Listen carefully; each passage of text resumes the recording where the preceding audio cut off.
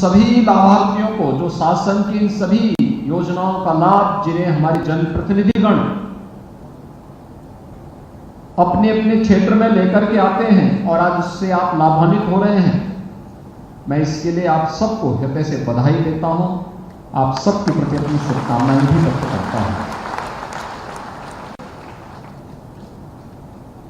मित्रों, हम सब जानते हैं कि पिछले 8 वर्ष के अंदर भारत एक नए भारत बनने की ओर अग्रसर है।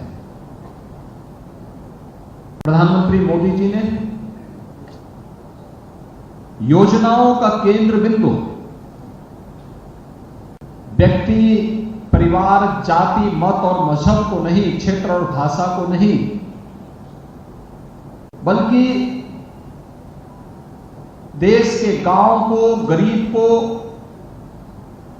युवा को, महिलाओं को और समाज के प्रत्येक तबके को बिना भेदभाव के शासन की योजनाओं का लाभ मिल सके, इसके लिए जो संकल्प आज से 8 वर्ष पहले लिया था, आज उसके चमत्कारिक परिणाम देखने को प्राप्त होते हैं। कौन सा ऐसा फील्ड है जिसमें विगत 8 वर्ष के अंदर कार्य न हुआ हो?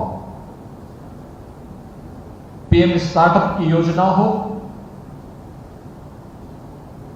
प्रधानमंत्री स्टैंड अप की योजना हो, प्रधानमंत्री डिजिटल इंडिया की योजना हो, प्रधानमंत्री युवा स्वरोजगार की योजना हो, मेक इन इंडिया की योजना हो, महिलाओं के कल्याण के लिए बेटी बचाओ बेटी पढ़ाओ का अभियान हो, या फिर लोक कल्याणकारी योजनाओं में प्रधानमंत्री स्वच्छ भारत मिशन, प्रधानमंत्री आवास योजना, ग्रामीण और शहरी योजना हो, या फिर महिलाओं के कल्याण के लिए प्रधानमंत्री उज्ज्वला योजना, मातृ वंदना योजना, जननी सुरक्षा योजना, श्रमिकों के लिए, या फिर समाज के प्रत्येक तबके के लिए हो, या हमारे अन्नदाता किसानों के लिए प्रधानमंत्री किसान सम्मान निधि और प्रधानमंत्री फसल बीमा योजना जैसी अभिनव योजनाएं आजाद भारत ने पहली बार शासन की योजनाओं को डीबीटी के माध्यम से अपने खाते तक पहुंचते हुए देखा है। यह चमत्कार जो आज हुआ है, यह तब जब डिजिटल इंडिया की क्रांति का लाभ बिना भेदभाव के समाज के प्रत्येक तबके को मिला, और उसी डिजिटल क्रांति की योजनाओं से लाभान्वित 2 लाभार्थी समूह को यहां पर आज आमंत्रित किया गया है। यह हम सबका सौभाग्य है कि यह वर्ष देश की आजादी का अमृत महोत्सव का वर्ष है। अभी 15 अगस्त 2022 को इस देश ने अपनी आजादी के 75 वर्ष पूरे किए हैं। हर व्यक्ति सौभाग्यशाली है कि हम सब अपनी आजादी के अमृत महोत्सव के कार्यक्रम को अपनी आंखों के सामने देखें। प्रधानमंत्री जी के विजनरी संबोधन को हम लोगों ने सुना है, और आगामी 25 वर्ष की उस कार्य योजना को, जो अमृत काल के लिए जब देश अपनी आजादी का शताब्दी महोत्सव मना रहा होगा, उस समय जिन लोगों की उम्र 50 वर्ष की होगी, वे 75 वर्ष क्रॉस कर चुके होंगे।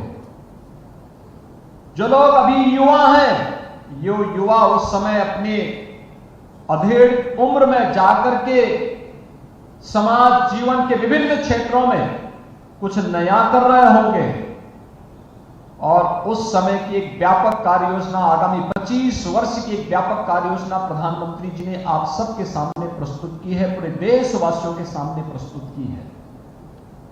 और उस कार्य योजना का जो महत्वपूर्ण आयाम हो सकता है, वह कैसे परिवर्तनकारी हो सकता है, हमने इस सदी की सबसे बड़ी महामारी के दौरान देखा है। इस सदी की सबसे बड़ी महामारी कोरोना, आपने देखा होगा बेहतरीन प्रबंधन के माध्यम से प्रधानमंत्री मोदी जी के नेतृत्व में भारत ने दुनिया के सामने अपनी प्रबंधन क्षमता का लोहा मनवाया है। आज WHO हो या दुनिया का कोई भी बड़ा से बड़ा शक्तिशाली देश, वह भारत के कोविड प्रबंधन की सराहना करता है। प्रधानमंत्री मोदी जी के कोविड प्रबंधन की सराहना करता है। कारण साफ है, आप देख सकते हैं भारत की आबादी 135 करोड़ की, 135 करोड़ लोगों में लोकतांत्रिक मूल्यों के साथ हर व्यक्ति जी रहा है। अभिव्यक्ति की स्वतंत्रता है, मौलिक अधिकारों की स्वतंत्रता है। हर व्यक्ति को अपने मौलिक अधिकारों के साथ जीने, बोलने, आचरण करने की पूरी स्वतंत्रता है भारत के अंदर। और उस सब के बावजूद कोविड प्रबंधन में आपने देखा होगा कि भारत के 135 करोड़ लोगों ने जिस राष्ट्रीय अनुशासन का परिचय इस दौरान दिया, उसका परिणाम बेहतर कोविड प्रबंधन के रूप में देश के सामने देखने को मिला। यह बेहतरीन कोविड प्रबंधन इसी रूप में था। प्रधानमंत्री मोदी जी के नेतृत्व में प्रधानमंत्री जी ने कहा जनता कर्फ्यू रहेगा, पूरा देश जनता कर्फ्यू के साथ जुड़ा है। पार्टियां अलग अलग राज्यों में अलग अलग दलों की सरकारें हो सकती हैं,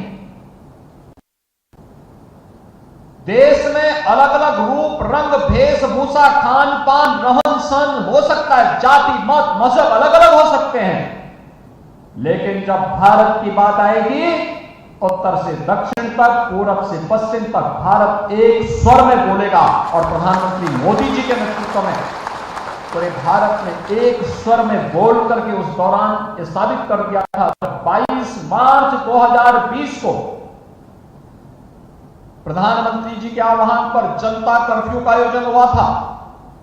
पूरे देश ने तय कर दिया था कि कोरोना को हम मात देंगे और आप किसी जिजीविषा ने कोरोना जैसी महामारी को भारत के अंदर लगभग परास्त करने में सफलता प्राप्त कर दी है। यह सामूहिकता का, टीम वर्क का परिणाम है। यही तो टीम वर्क है। जिस टीम वर्क का कहीं अभाव अगर अमेरिका और यूरोप में देखने को मिला तो वे फेल होते हुए दिखाई दे, कोरोना के सामने पस्त होते हुए दिखाई दे। अमेरिका की कुल आबादी भारत की आबादी की 1/4, लेकिन कोविड से मौत भारत से दुगनी होती है अमेरिका में। और यही है बिना भेदभाव के 200 करोड़ वैक्सीन की डोज भारत के अंदर मिल जाना, फ्री में मिल जाना, फ्री में टेस्ट, फ्री में उपचार, 80 करोड़ लोगों को फ्री में राशन की व्यवस्था, यह पहली बार हुआ। और यह किसी भी सरकार की उस कार्य पद्धति को प्रदर्शित करता है कि वह तकनीक का ही उपयोग नहीं कर रही है, टेक्नोलॉजी के साथ साथ सरकार की संवेदनशीलता का भी प्रदर्शन करने की एक अग्नि परीक्षा थी कोरोना।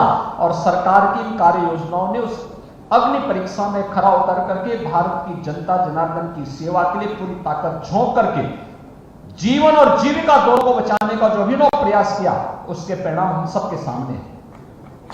हम सफल इसलिए थे क्योंकि हमारे पास राष्ट्रीय अनुशासन था।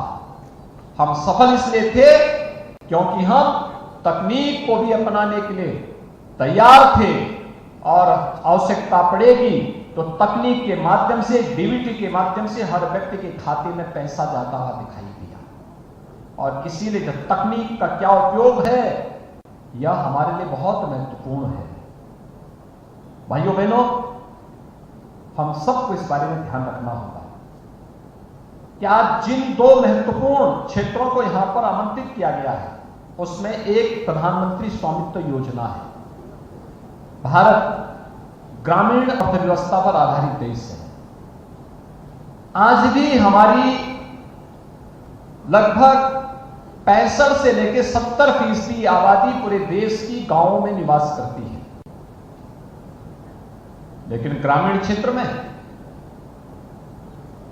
अधिकतर जो आवास थे वे आवास गांव की आबादी के जमीन पे बने हुए थे। अगर किसी गरीब का मकान अगर पुराना होने के कारण, किसी आपदा के कारण गिर गया, तो वह दोबारा वहां पर अपना मकान बनाने के लिए उसको बड़ी कवायद करनी पड़ती थी। कभी कभी दमन उस पर कब्जा कर लेते थे, भूमाफिया कब्जा कर लेते थे। गलत लोग सत्ता में काबिज हैं तो वे लोग गरीब का जीना हराम कर देते थे। और इसीलिए योजना चलाई कि जहां पे जिसका आवास हो ग्रामीण क्षेत्र में, उसको उस जमीन का मालिकाना अधिकार भी मिले। और इस दृष्टि से टेक्नोलॉजी का उपयोग किया गया। पहली बार टेक्नोलॉजी का उपयोग किया गया। ड्रोन टेक्नोलॉजी उत्तर प्रदेश के अंदर हम लोगों ने सभी 75 जनपदों में ड्रोन से गांव-गांव का सर्वे करवाया। सर्वे कराने के बाद फिर नक्शे के अनुसार उस गांव में जाकर के चूना छिड़क करके उसकी पूरी मैपिंग करवाई। फिर ग्राम पंचायत की खुली बैठक हुई और फिर उस प्रस्ताव के बाद फिर घरौनी तैयार होती है और घरौनी तैयार होकर के फिर जिसका जहां पे मकान है उसको वहां का मालिकाना अधिकार देने का कार्रवाई भी शुरू हुई। अब तक हम 34 लाख से ग्रामीण आबादी को 34 लाख से अधिक परिवारों को ये मालिकाना अधिकार दे चुके हैं। और हमारा प्रयास है कि 15 अगस्त 2023 तक उत्तर प्रदेश की सभी परिवारों को इस सुविधा से हम आच्छादित कर देंगे, कोई भी उससे वंचित नहीं रह पाएगा। ग्रामीण क्षेत्र में आदि से अधिक विवादों का समाधान तकनीक के माध्यम से हम करने जा रहे हैं। लेकिन साथ साथ एक और काम, हमारा युवा स्मार्ट सिटी के तर्ज पर हमारा युवा भी स्मार्ट क्यों नहीं होगा। उत्तर प्रदेश के युवा में तो अपार संभावना है। उत्तर प्रदेश का सौभाग्य है। हम कहीं जाते हैं, लोग मुझसे पूछते हैं कि आपकी आबादी बहुत बड़ी है यूपी की। मैं कहता हूं तो परेशानी आपको क्यों हो रही है? ये 25 करोड़ की आबादी पर हमें गर्व की अनुभूति होती है कि हमारे प्रदेश में 25 करोड़ की आबादी है। और ये 25 करोड़ की आबादी हमारे लिए एक उपलब्धि है, क्योंकि हम देश और दुनिया के अंदर कहीं जाते हैं तो हम ये बोल सकते हैं कि मेरे पास सबसे ज्यादा युवा है, मेरे प्रदेश में सबसे ज्यादा युवा है, सबसे अच्छे युवा हैं, सबसे ऊर्जावान युवा हैं और सबसे प्रतिभाशाली युवा मेरे पास यूपी के अंदर हैं। लेकिन उस युवा को भी समय के अनुरूप लेके चलना, और उसके लिए हम लोगों ने तय किया 2 प्रकार की स्कीम। एक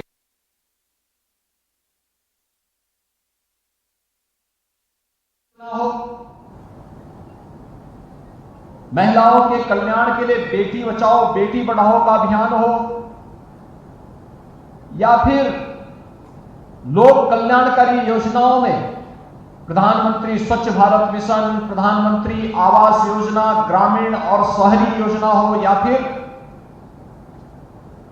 महिलाओं के कल्याण के लिए प्रधानमंत्री उज्ज्वला योजना, मातृ वंदना योजना, जननी सुरक्षा योजना, श्रमिकों के लिए, या फिर समाज के प्रत्येक तबके के लिए हो, या हमारे अन्नदाता किसानों के लिए प्रधानमंत्री किसान सम्मान निधि और प्रधानमंत्री फसल बीमा योजना जैसी अभिनव योजनाएं आजाद भारत ने पहली बार शासन की योजनाओं को डीबीटी के माध्यम से अपने खाते तक पहुंचते हुए देखा है।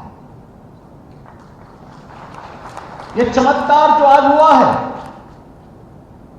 यह तब जब डिजिटल इंडिया की क्रांति का लाभ बिना भेदभाव के समाज के प्रत्येक तबके को मिला, और उसी डिजिटल क्रांति की योजनाओं से लाभान्वित 2 लाभार्थी समूह को यहां पर आज आमंत्रित किया गया है। यह हम सबका सौभाग्य है कि यह वर्ष देश की आजादी का अमृत महोत्सव का वर्ष है। अभी 15 अगस्त 2022 को इस देश ने अपनी आजादी के 75 वर्ष पूरे किए हैं। हर व्यक्ति सौभाग्यशाली है कि हम सब अपनी आजादी के अमृत महोत्सव के कार्यक्रम को अपनी आंखों के सामने देखें। प्रधानमंत्री जी के विजनरी संबोधन को हम लोगों ने सुना है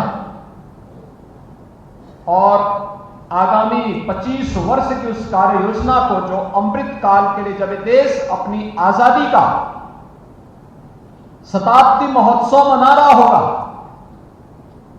उस समय जिन लोगों की उम्र 50 वर्ष की होगी वे 75 वर्ष क्रॉस कर चुके होंगे। जो लोग अभी युवा हैं, यो युवा उस समय अपने अधेड़ उम्र में जाकर के समाज जीवन के विभिन्न क्षेत्रों में कुछ नया कर रहे होंगे और उस समय की एक व्यापक कार्य योजना, आगामी 25 वर्ष की एक व्यापक कार्य योजना प्रधानमंत्री जी ने आप सबके सामने प्रस्तुत की है, पूरे देशवासियों के सामने प्रस्तुत की है। और उस कार्य योजना का जो महत्वपूर्ण आयाम हो सकता है, वह कैसे परिवर्तनकारी हो सकता है, हमने इस सदी की सबसे बड़ी महामारी के दौरान देखा है। इस सदी की सबसे बड़ी महामारी कोरोना, आपने देखा होगा बेहतरीन प्रबंधन के माध्यम से प्रधानमंत्री मोदी जी के नेतृत्व में भारत ने दुनिया के सामने अपनी प्रबंधन क्षमता का लोहा मनवाया है। आज WHO हो या दुनिया का कोई भी बड़ा से बड़ा शक्तिशाली देश, वह भारत के कोविड प्रबंधन की सराहना करता है। प्रधानमंत्री मोदी जी के कोविड खबर एटा से, जहां पर जवाहर तापी